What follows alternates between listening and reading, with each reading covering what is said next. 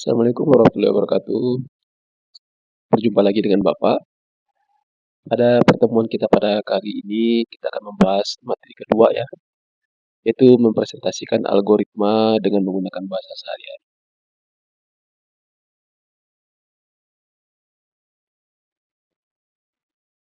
Bagaimana sih sebenarnya kita mempresentasikan algoritma itu? Coba kita perhatikan petunjuk gambar yang ada di samping ya. Nah, di samping itu ada petunjuk ya, bagaimana cara mengkonfigurasikan atau memasang akses poin ya.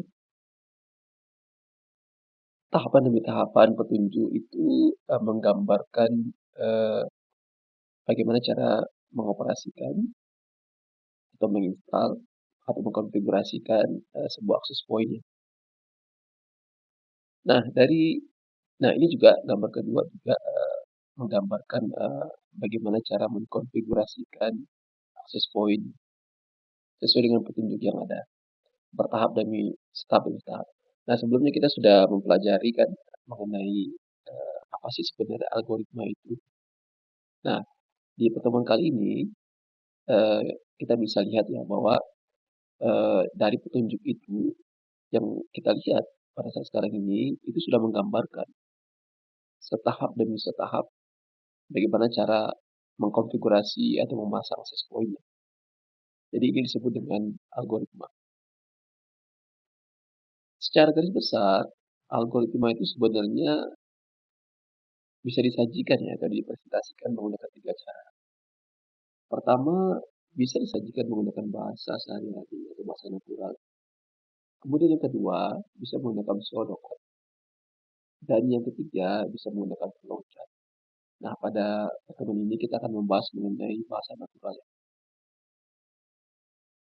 Apa sih sebenarnya atau bagaimana sih secara umum bahasa natural itu? Atau bahasa yang kita pergunakan sehari-hari. Nah, perhatikan gambar yang ada di samping ya. Gambar di samping itu ada handphone, ada kotak, ada chargernya, ada petunjuk. Di situ ada panggilan singkat ya dalam bahasa Inggris dan bahasa Indonesia ya. Nah, seringkali ketika kita membeli sesuatu, mungkin kita arahkan ke sini ya.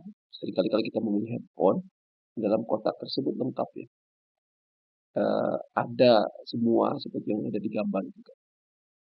Nah, untuk mengoperasikan handphone tersebut, tentu harus ada petunjuk bagaimana cara mengoperasikannya.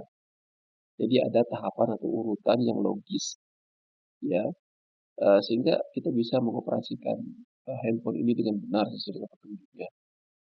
Nah, tentu tujuan disiapkan, petunjuk agar apa? Agar kita bisa mudah memahami bagaimana cara mengoperasikan handphone tersebut. Bagaimana cara, tahapan-tahapan, menggunakan handphone tersebut gitu kan. Sehingga, eee, kita bisa menggunakan itu gitu kan. Nah, makanya dilengkapi juga dengan panduan singkat gitu kan, baik dalam bahasa Indonesia maupun dalam bahasa Inggris. Oke, dan selanjutnya perhatikan, gambar yang ada di sampingnya. Nah, gambar tersebut, itu mengindikasikan, informasi kemasan bagian belakang dari sebuah produk, mie instan ya. Nah, dari informasi tersebut, eee, kalian bisa mengamati ya, mana sebenarnya yang disebut dengan algoritma ya. Di situ ada informasi nilai gizi, ada komposisi, ada cara memasak, ya, dan informasi yang lain. Nah, dari sini bisa kita lihat mana sih sebenarnya informasi yang terkait dengan algoritma, ya. Oke, nanti, silakan dicari tahu ya.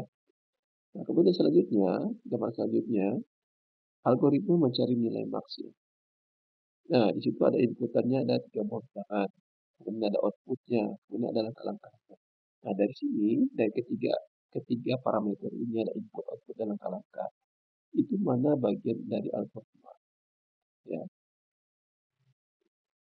Nah, sebenarnya kita harus mengerti sebenarnya seperti apa sih algoritma itu, disusun gitu kan. Yang pertama itu algoritma itu harus memiliki langkah-langkah yang terbatas. atau finiteness, ya, finiteness ya.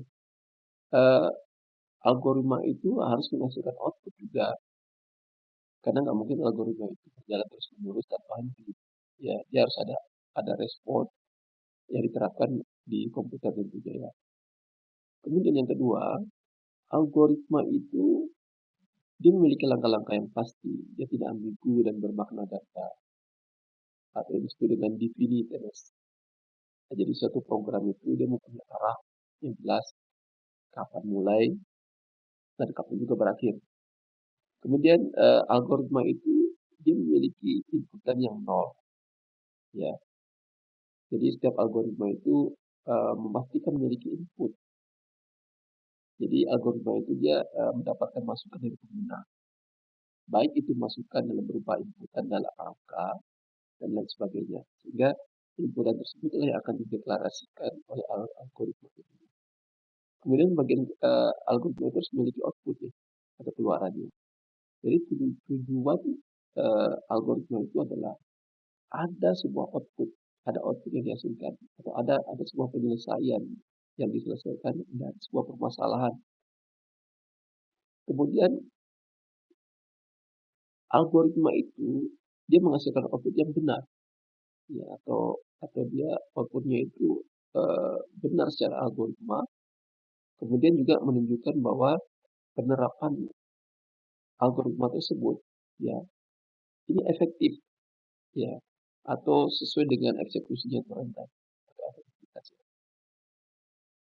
Oke, mungkin itu dari Bapak. Terima kasih.